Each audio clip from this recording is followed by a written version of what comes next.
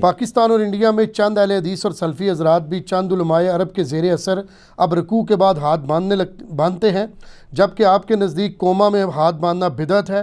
اس حوالے سے اس نئے طبقے کی اصلاح کے لیے علمی و کتابی دلائل عوام الناس کے سامنے ضرور رکھیں۔ میں پہلے بھی بول چکا ہوں، اس میں بھی کچھ حصہ کور ہے، لیکن کچھ چیزیں اس میں چونکہ بڑا سخت لفظ میری طرف منسوب کیا گیا بدعت کا، تو وہ کہیں گے یہ تو بڑے سخت لفظ استعمال کرتا ہے۔ تو پہلے تو میں کیٹاگوریکلی اس کی یعنی اس کو ایکسیپٹ کرتا ہوں کہ میں واقعی رکوع کے بعد ہاتھ باندھنے کو بدعت سمجھتا ہوں، اور یہ صرف میرا خالی موقف نہیں ہے۔ مفتی اعظم سعودیہ 1933 سے لے کے 1999 تک 66 سال تک مفتی اعظم سعودیہ رہے ہیں شیخ عبدالعزیز بن عبداللہ بن باز رحمہ اللہ تعالی۔ ان کا یہ قول ہے کہ میں نے اس نیلی چھتری آسمان کے نیچے شیخ ناصر الدین البانی سے بڑا حدیث کا کوئی عالم نہیں دیکھا۔ حالانکہ وہ البانیہ کے رہنے والے تھے، سعودیہ میں آئے، پھر سعودیہ والوں سے بھی ہضم نہیں ہوئے، سعودیہ والوں نے نکال دیا، لیکن اس وقت سعودیہ کی ساری یونیورسٹیز میں ان کے اسٹوڈنٹ ہی پڑھاتے ہیں البانی، ایون ان کے چینل پہ بھی صحیح الالبانی ہو رہا ہوتا ہے، اگرچہ ان کو چھوڑ، کیونکہ وہ پھر کئی معاملات میں انہوں نے ان سے اختلاف کیا تھا حکمران وقت سے۔ تو شیخ البانی بھی 99 میں فوت ہوئے ہیں اور بن باز بھی، دونوں۔ تو بن باز یہ کہہ رہے ہیں کہ سب سے بڑا عالم دین حدیث کی فیلڈ کا نیلی چھتری کے نیچے کون ہے؟ شیخ البانی۔ اور شیخ البانی کی کتاب ہے صفت الصلاح، اس میں انہوں نے لکھا ہے کہ مجھے یہ بات کہنے میں کوئی عار نہیں ہے کہ رکوع کے بعد ہاتھ باندھنا یہ نجد کے علماء کی جاری کردہ بدعت اور گمراہی ہے۔ شیخ البانی نے سر، ہم انشاءاللہ اوریجنل جے پی جیز اس میں ایڈ کر دیں گے، اور انہوں نے پھر بڑے وہ پورا ایک سمجھ لیں پورا صفحہ ہے، وہ پورا صفحہ انشاءاللہ ہم جے پی جی میں لگا دیں گے، آپ پڑھ لیں۔ اب میں آتا ہوں اس کے علمی دلائل کی طرف۔ دیکھیں یہ میں نے اس لیے کیا کہ تاکہ اگلی باتیں لوگ سن لیں، ورنہ تو ہضم ہی نہیں ہوتی نا، جب اپنے بزرگوں کا حوالہ آ جائے تو پھر کہتے ہیں یار سن لیتے ہیں۔ یہ حقیقت ہے کہ بن باز خود رکوع کے بعد ہاتھ باندھنے کے قائل تھے، انہوں نے فتویٰ بھی لکھا ہے اس کے اوپر، وہ فتویٰ بھی ہم اٹیچ کر دیں گے۔ ان سے پوچھا گیا رکوع کے بعد، انہوں نے کہا میرے نزدیک باندھنا سنت ہے، لیکن اینڈ پہ پھر انہوں نے جا کے لکھا کہ چونکہ ہاتھ باندھنا سرے سے نماز کا رکن نہیں ہے جو نماز کے بنیادی ارکان ہے، لہٰذا اگر کوئی رکوع سے پہلے یا بعد دونوں حالت میں ہاتھ چھوڑتا ہے یا باندھتا ہے، اس کو جھگڑا نہ بنائے، دونوں کی نماز درست ہے۔ تو اگرچہ یہی شغف ہونا چاہیے علمی کہ آپ اپنا موقع بھی بیان کریں اور دوسرے کی نماز کو بھی صحیح مانیں۔ دیکھیں سب سے پہلی دلیل ہماری ہے رکوع کے بعد ہاتھ چھوڑنے کے اوپر اجماع امت، جس سے بڑی کوئی دلیل نہیں ہے، اور یہ میرا دعویٰ ہے کہ اجماع امت ہے۔ اہل سنت کی سارے کے سارے جتنے بھی فارمز ایگزسٹ کرتی ہیں، حنفی، شافعی، مالکی، حنبلی، سب رکوع کے بعد ہاتھ چھوڑنے کے قائل ہیں۔ اہل تشیع کے جتنے لوگ ہیں وہ تو پہلے بھی چھوڑتے ہیں، چاہے وہ جو ہے وہ اثنا عشری ہوں یا دوسرے ہوں۔ پھر ایک تیسرا فرقہ ہے عباضیہ کا، جو عمان کے اندر پایا جاتا ہے، وہ خوارج ہے، وہ بھی ہاتھ چھوڑ کے نماز پڑھتے ہیں، ٹھیک ہے، وہ رکوع سے پہلے بھی چھوڑتے ہیں، رکوع کے بعد بھی چھوڑتے ہیں۔ اجماع امت ہے، اور المستدرک الحاکم میں صحیح سند کے ساتھ یہ حدیث موجود ہے کہ نبی علیہ السلام نے فرمایا انٹرنیشنل نمبر کے مطابق 399 کہ اللہ تعالیٰ میری امت کو کبھی گمراہی پر جمع نہیں ہونے دے گا، جماعت پہ اللہ کا ہاتھ ہے۔ سر پوری امت ہی گمراہ ہو گئی ہے سوائے سعودیہ کے چند علماء کے، اور آج بھی سعودیہ میں اکثریت رکوع کے بعد ہاتھ چھوڑتے ہیں، یہ ان کے زیر اثر باندھنا شروع ہے۔ پاکستان میں ان کا فتنہ کامیاب نہیں ہوا، اگرچہ یہاں پہ بھی کچھ لوگوں نے کتابیں لکھی، پاکستان میں 99% بلکہ 99.9% اہل حدیث ہاتھ چھوڑتے ہیں رکوع کے بعد، ارسال الیدین کرتے ہیں۔ تو یہ جناب اجماع عملی تواتر ہے مسلمانوں کا، اور امام شافعی کا قول ہے صحیح سند کے ساتھ کہ اگر مجھے کوئی صحیح حدیث بھی ملے نا جو اجماع امت کے خلاف ہو تو میں اس کو چھوڑ دوں گا، وہ منسوخ تصور ہوگی، کیونکہ پوری امت نہیں کسی معاملے کو چھوڑ سکتی۔ وہ حدیث کو ریجیکٹ نہیں کر رہے، وہ یہ کہہ رہے کہ وہ حدیث منسوخ ہو چکی ہے چونکہ امت نے وہ عمل چھوڑا ہوا ہے، پوری امت نے، یہ ذہن میں رکھیے گا۔ تو یہ میرا دعویٰ ہے کہ سنی، شیعہ، حنفی، شافعی، مالکی، حنبلی، جعفری ہوں، عباضیہ ہوں، سب کا اجماع ہے کہ رکوع کے بعد ہاتھ چھوڑنے ہیں، سارے چھوڑتے ہیں۔ یہ سب سے بڑی ہماری دلیل ہے۔ باقی میں نے جو ابو حمید سعدی کی 10 صحابہ والی حدیث بتائی ہے سر، وہ تو کلیئر کٹ ہے، آپ تو رکوع کے بعد والے کی بات کر رہے ہیں، آپ کا رکوع سے پہلے والا بھی وضو الیدین بچتا ہے کہ نہیں؟ ابو حمید سعدی نے تو پہلے بھی میں نے حدیث دوبارہ بیان کرنے کی ضرورت نہیں، میں بیان کر چکا ہوں، اس میں تو کلیئر کٹ آپ کو پتہ چل جائے گا. حدیث بخاری کے اندر بھی موجود ہے، ترمذی، ابو داؤد، ابن ماجہ کے اندر، کہ بالکل سیدھے کھڑے ہو جاتے ہیں نبی علیہ السلام، ہر ہڈی اپنی اصلی جگہ پہ آتی. اچھا وہ اس کی باطل تعویل کرتے ہیں، وہ کہتے ہیں اپنی اصلی جگہ پہ آتی سے مراد یہ ہے کہ جہاں پہ رکوع سے پہلے تھی، یعنی پہلے ہاتھ باندھے ہوتے تھے تو رکوع کے بعد بھی دوبارہ باندھ لیتے. نا سر، ابو داؤد 730 میں موجود ہے کہ پہلے بھی کوئی نہیں تھے باندھے ہوتے، وہ ارادہ کرتے تو ہاتھ اٹھاتے، تو ارادہ یہاں سے سٹارٹ ہوتا تھا، یہاں سے سٹارٹ نہیں ہوتا تھا، حتیٰ کہ واپس اپنی. اور سر ہڈی اپنی جگہ پہ کیسے آتی ہے؟ ایک بندہ کھڑا ہوا ہو، اس کی ہڈی کا یہاں ہونا اس کے ہاتھوں کی اصلی جگہ ہے یا ایسے ہونا اصلی جگہ ہے؟ ایسے ہونا ہے. تو سر آپ کو اب عربی بھی سمجھانی پڑے گی، اس میں الفاظ ہیں ہر ہڈی اپنی اصلی جگہ پہ آتی، جو اس کی اپنی اوریجنل جگہ ہے، جہاں جہاں اس کے جوائنٹس موجود ہیں. ٹھیک ہو گیا جی. تو سنن ابی داؤد میں ایک حدیث ہے، سنن نسائی والا جو اس کا طریق ہے نا سر، وہ بڑا ڈیٹیل ہے.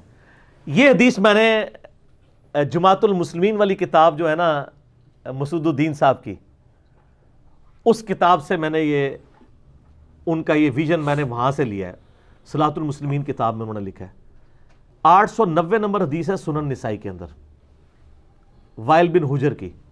اس حدیث کو میں نے نام دیا ہے ہاتھوں کی پوزیشن بتانے والی حدیث. سر یہ واحد حدیث ہے روئے ارض پہ جو نبی علیہ السلام کے صرف ہاتھوں کی پوزیشن بتاتی ہے. اس حدیث کا کچھ حصہ صحیح مسلم میں بھی ہے، ابو داؤد میں بھی ہے، لیکن ڈیٹیل کہاں پہ ہے؟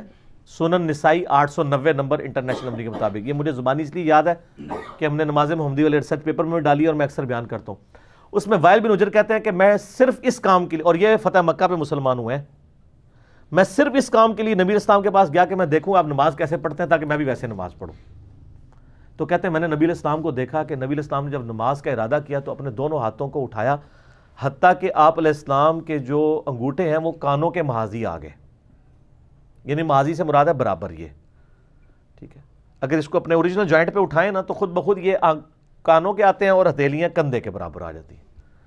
اور کہتے ہیں پھر نبی علیہ السلام نے اپنا دایاں ہاتھ بائیں رسخ ساعد کے اوپر رکھا، ٹھیک ہے، پوری زیرہ کے اوپر، یہ یعنی اس کے اوپر اور اس کے اوپر رکھا. اور اس میں کف کے الفاظ ہیں، رزق غین آتا ہے، اس کو رزق کہتے ہیں کلائی سے آگے تک کے ہاتھ کو، اس کو کف کہتے ہیں، اور ادھر سے لے کے کونی تک کو کہتے ہیں ساعد، اور اس پورے کو زیرہ کہتے ہیں. اور بخاری میں الفاظ ہیں دایاں ہاتھ بائیں زیرہ پہ. تو اتنی ڈیٹیل سے کہتے ہیں یوں رکھا. اس کے بعد جب رکوع میں جانے کا ارادہ کیا تو پھر دونوں ہاتھوں کو کانوں تک اٹھایا اور پھر دونوں ہاتھوں کو گھٹنوں پہ رکھا اور یہ ہاتھ بالکل سیدھے کر دیے اور کمر بالکل سیدھی کر دی. پھر آپ علیہ السلام نے جب رکوع سے سر اٹھایا تو سمی اللہ لمن حمیدہ کہا اور دونوں ہاتھوں کو کانوں تک اٹھایا. ٹھیک ہے، اب یہاں ان کو کہنا چاہیے تھا اور پھر دوبارہ سے دونوں ہاتھوں کو باندھ لیا، کیونکہ وہ تو ہاتھوں کی پوزیشن بتا رہے ہیں. جی. اچھا، پھر وہ کہتے ہیں وہ آپ علیہ السلام سجدے میں گئے تو اپنے دونوں ہاتھوں کے کانوں کی سیدھ میں دونوں ہاتھ رکھے اور سر درمیان میں رکھا اور سجدہ کیا. پھر آپ علیہ السلام دو سجدوں کے درمیان بیٹھے، بایاں پاؤں بچھایا، دائیں کو کھڑا کیا اور دونوں ہاتھ زانوں پہ رکھے. پھر دوسرا سجدہ کیا. اس طرح وہ ہاتھوں کی پوزیشن ہی بتاتے ہیں. اینڈ پہ جا کے وہ پھر یہ بھی بتاتے ہیں کہ انگلی کا یوں اشارہ کیا اور یہ پھر انگلی کو ہلایا، پھر اس سے دعائیں بھی مانگی. پوری میں انہوں نے کہیں نہیں کہا کہ رکوع کے بعد دوبارہ باندھ لیے. ویسے تو ابو بیسادی کی حدیث ہی کافی تھی، اس میں پتہ چل گیا. اچھا، اس کے اندر نا ایک اس کا طریق مسند احمد میں ہے جس سے نا علماء عرب نے غلط رزلٹ نکالا اور انہوں نے کہا جی مسند احمد میں ایک حدیث موجود ہے کہ نبی علیہ السلام جو ہے وہ قومے میں ہاتھ باندھتے تھے. میں بھی بڑا پریشان ہوا، میں نے وہ حدیث کھول کے پڑھی تو اس سے مطلب نہیں نکلتا تھا. پھر مجھے پتہ چلا کہ شیخ زبیر لجئی صاحب نے اس حدیث کے اوپر بحث کی ہوئی ہے توضیح الاحکام میں. شیخ زبیر صاحب سے مسند احمد کی اس حدیث وائل بن حجر کی جب پوچھی گئی نا تو انہوں نے کہا پہلی بات ہے یہ تو حدیث سفیان ثوری کی تدلیس کی وجہ سے ضعیف ہے، ان سے روایت کر رہے ہیں. وہی عبداللہ ابن مسعود کی ترک رفع الیدین والا حکم اس کے اندر بھی ہے.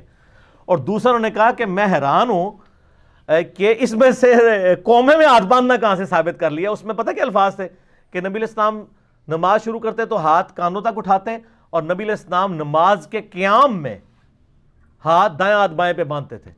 وہ کہتے ہیں یہ جو ہے نا کہ نبی علیہ السلام نماز میں دایاں ہاتھ بائیں ہاتھ پہ باندھتے تھے تو اس کا مطلب ہے کہ جہاں جہاں قیام آئے گا نا وہاں وہاں آپ دایاں ہاتھ بائیں پہ باندھیں گے، چاہے وہ رکوع سے پہلے ہو چاہے رکوع کے بعد. اے جناب رزلٹ اینج کر دے جے. تو اس کی پھکی مجھ سے لے لیں کہ محدثین کے ہاں قیام اور قومے میں زمین اسمان کا فرق ہے. بخاری اور مسلم کی متفق علیہ حدیث ہے کہ نبی صلی اللہ علیہ وآلہ وسلم کا رکوع، سننے غور سے، رکوع، سجدے، سجدوں کے درمیان بیٹھنا جلسہ، اور رکوع سے کھڑا ہونا قوما، یہ ساری چیزیں برابر ہوتی تھیں قیام اور تشہد کے علاوہ. یعنی قیام لمبا ہوتا تھا، تشہد لمبا ہوتا تھا، باقی یہ چاروں چیزیں برابر ہوتی تھی. کون کون سی؟ رکوع، سجدے، 2 سجدوں کے درمیان بیٹھنا، اور رکوع سے کھڑا ہونا. تو وہ رکوع سے کھڑے ہونے کو تو قیام مانتا ہی نہیں ہے، وہ کہتے ہیں قیام کے اور تشہد کے علاوہ، وہ اس کو قوما مانتے ہیں. اس کو آپ نے قیام کہاں سے ثابت کر دیا ہے؟ یعنی بندے کو رزلٹ نکالتے ہوئے خود خیال کرنا چاہیے کہ محدثین کے ہاں قومے اور قیام کے اندر فرق ہے. آپ ایک طرح کے الفاظ، یہ اس طرح ہی ہے جیسے وہ تراویح کی تھی، کہتے ہیں وی، کہتے ہیں تراویح، وی آ گیا نا بیچ، تو تراویح وی ہو گیا. جی جناب انہوں نے بھی قومے نو قیام بناتا ہے تو قیام نو قوما بناتے ہیں. یعنی آپ کو علمی دلائل، اور میں شیخ زبیل عزیز صاحب کو داد دوں گا، انہوں نے دونوں کامنٹس کو، ان کا پہلے تو روایتی جعلی ہے، سفیان ثوری کی تدریس سے ضعیف ہے، اور دوسرا اس میں سے تو رزلٹ نکلتا ہی نہیں ہے. آپ خام خواہ اس میں سے رزلٹ نکالنے کی کوشش کر رہے ہیں. اس لیے میں کہتا ہوں مطلب آپ نے دلائل رکھنا ہے تو علمی دلائل اپنے سامنے رکھیں، آپ بہانے بنا کے نہ رکھیں. اچھا، پھر آج تک کسی محدث نے کسی دنیا کی حدیث کی کتاب میں یہ باب بند ہے کہ رکوع کے بعد ہاتھ باندھنے کا بیان؟ ہمیشہ ملے گا قیام میں دایاں ہاتھ بائیں پہ رکھنا. ورنہ تو قومے کو جو محدثین الگ سے ذکر کرتے ہیں تو ایک چیپٹر بناتے ہیں کہ جی قومے میں ہاتھ باندھنے کا بیان، کوئی دکھائیں کوئی محدث جس نے یہ باب باندھا ہو. اچھا، پھر اگلی دلیل میری یہ ہے کہ پوری امت نے قومے میں ہاتھ باندھنا چھوڑ دیا، کسی محدث نے ان کا رد نہیں کیا. جب رفع الیدین کی دشمنی کی حنفیوں نے تو امام بخاری نے کتاب لکھی جز رفع الیدین، اور رفع الیدین کی سنت کا دفاع کیا. جب پوری امت نے قومے میں ہاتھ باندھنا چھوڑ دیا تو کس محدث نے کتاب لکھی ہے؟ اس کی ظاہر جہاد کرنا چاہیے تھا نا محدثین کو. کتنا بڑا پوائنٹ ہے یہ بھی انہوں نے، مسعود الدین صاحب نے لکھا کہ بتائیں کہ کس نے کتاب لکھی ہے. سر کتاب آ چکی ہے لیکن وہ آپ کے خلاف آئی ہے.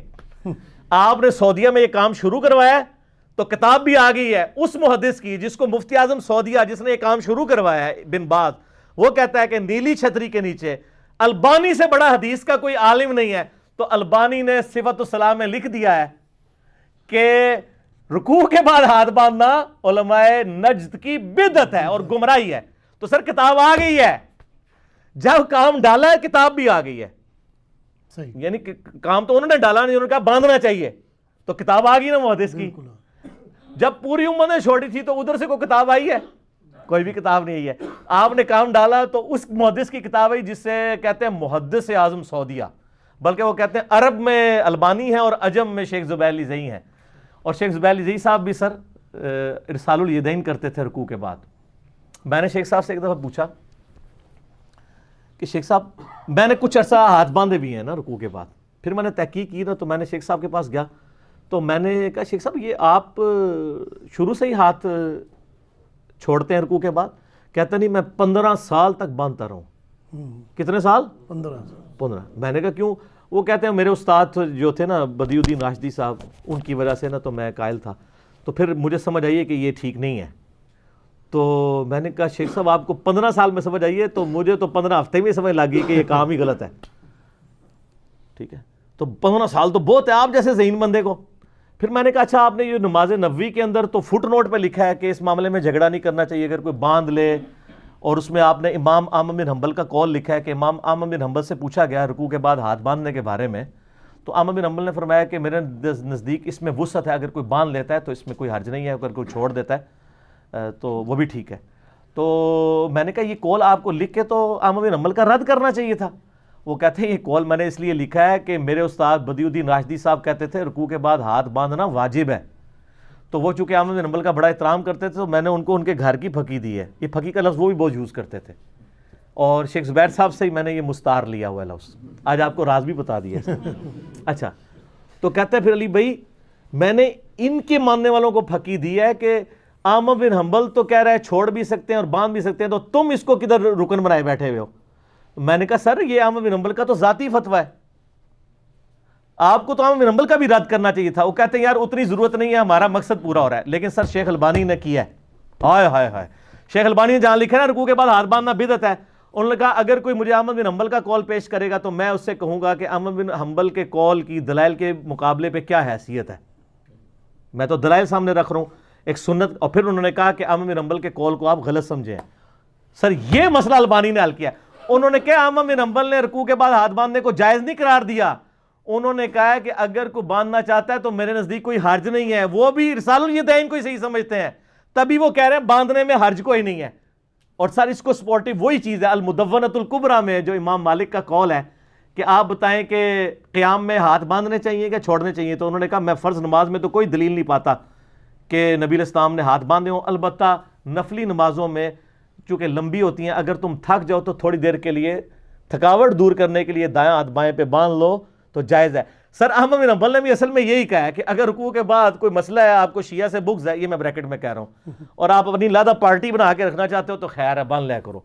انہوں نے وہ بھی اصل میں رسالہ الیدین کو مانتے ہیں, یہ جواز دیا ہے جس طرح امام مالک نے قیام میں باندھنے کا جواز دیا, لیکن انہوں نے کہا کہ فرض نمازوں میں نہیں صرف نفلی میں المدونۃ الکبریٰ سے. تو سر یہ مسئلہ آپ کو اس والے سمجھ آ گیا. تو شیخ زبیر صاحب والا چونکہ مجھے بڑا اچھی طرح یاد ہے, میں نے ان سے کہا کہ سر 15 سال بندے رہے ہو تو ہمیں سمجھ نہیں لگی کہ انہوں نے کیا کام پایا. تو شیخ البانی رحمہ اللہ کا یہ بڑا احسان ہے کہ انہوں نے یہ معاملات جو ہے نا وہ کھول کر بیان کر دی ہیں. اور میں پھر وہی آخری بات کروں گا کہ جن لوگوں نے رکوع کے بعد ہاتھ باندھا ہے, چاہے شیعہ کے بغض میں باندھا ہے, اللہ تعالیٰ نے انہیں ایک سنت سے محروم کر دیا. بے شک. ہم تو اللہ کے سامنے اس طرح بھی کھڑے ہوتے ہیں ہاتھ باندھ کے, اور ہاتھ چھوڑ کے بھی کھڑے ہوتے ہیں. ان کا تو ہاتھ چھوڑنے والا رکن سرے سے ہی ختم ہو گیا. دیکھیں نا یہ کتنی بڑی ایک ٹریجڈی ہو گئی ہے ان کے ساتھ, اور یہ ٹریجڈی انہوں نے خود کمائی ہے. میں نے نہیں ان کو گائیڈ کیا کہ وہ جان بوجھ کے جڑا نا وہ چکیے تو ہٹ دے دیں, یہ خود ہی انہوں نے کیا. تو یہ جناب قومے میں ہاتھ چھوڑنا ہی ہے. اور وہ جو کہتے ہیں نا ہر ہڈی اپنی جگہ پہ آ جاتی, سر وہ بخاری سے آپ روایت لیتے ہیں نا تو آپ ذرا پیچھے چلے جائیں ابو میسادی کی حدیث ابو داؤد ترمذی کے اندر, تو ابو داؤد 730 میں ہے کہ وہ جو واپس کہاں آتی تھی, یہاں نہیں آتی تھی, وہ یہاں ہی واپس آتی تھی. آدھی حدیث پکڑ کے, اور وہ جس طرح گھوڑوں کی دموں والی حدیث کو رفع الیدین پہ لگانا حنفیوں کا وتیرہ ہے, آپ لوگ بھی آدھی روایتیں پکڑ کے لگاتے ہیں. اجماع امت سے کوئی بڑی دلیل نہیں اللہ کے فضل سے, اور کتاب بھی آ گئی ہے. آپ کہتے ہیں امت نے پوری نہیں چھوڑ دی یہ کام, تو کسی نے نہیں لکھی کتاب. سر آپ نے شروع کروایا تو کتاب لکھ دی گئی ہے, اور سعودیہ میں بھی انہوں لوگوں نے شروع, اور ان کا فتنہ پاکستان میں کامیاب نہیں ہوا کیونکہ پاکستان میں جو عبداللہ بہاولپوری صاحب تھے نا, انہوں نے شروع میں ایک بڑی موٹی کتاب لکھ دی تھی. اس کی وجہ سے چونکہ اہل حدیث کے ہاں ان کی ایک بڑی ورث تھی, عبداللہ بہاولپوری صاحب کی, پروفیسر تھے بہاولپور میں. تو نہیں وہ اور ہیں عبداللہ بہاولپوری صاحب جو ہے نا, وہ جو سعودیہ میں لال رومال والے ہیں نا, ان کے بھی استاد ہیں, اور وہ لوگ ان کی وجہ سے اس طرف آئے ہوئے ہیں. تو ان کی وجہ سے پھر یہ فتنہ اس حوالے سے دب گیا. اگرچہ آج بھی کچھ اہل حدیث علماء اس مسئلے کو اٹھاتے ہیں, لیکن ان کو پذیرائی نہیں ملی. اہل حدیث مسجدوں میں اگر آپ 100 مسجدوں میں جائیں تو شاید کسی ایک میں کو رکوع کے بعد ہاتھ باندھنے والا ملے, وہ بھی اکا دکا, ادروائز یہ اس کو پذیرائی نہیں. اور پھر اللہ کی وجہ سے ہماری جب ویڈیوز آئی ہیں نا, تو سر وہ تو اب رکوع کے بعد والا کیا, وہ تو آپ فکر کر رہے ہیں رکوع سے پہلے والا بھی بچ جائے. ہاں وہ تو رکوع سے پہلے والے کی فکر میں لگ گیا. وہ کہتے ہیں سر مہربانی کرو بات جیسی چھوڑ دینا, تسی پہلے والا کر کے رکھو. تو سر دونوں طریقے ہیں, رکوع سے پہلے آپ ہاتھ باندھ بھی سکتے ہیں, چھوڑ بھی سکتے ہیں, لیکن رکوع کے بعد ہاتھ چھوڑنا ہی ہے. ٹھیک ہو گیا جی. تو باقی آپ مصنف ابن ابی شیبہ کا چیپٹر پڑھ لیں تو آپ کو معاملات کھل کے سامنے آ جائیں گے. جزاک اللہ.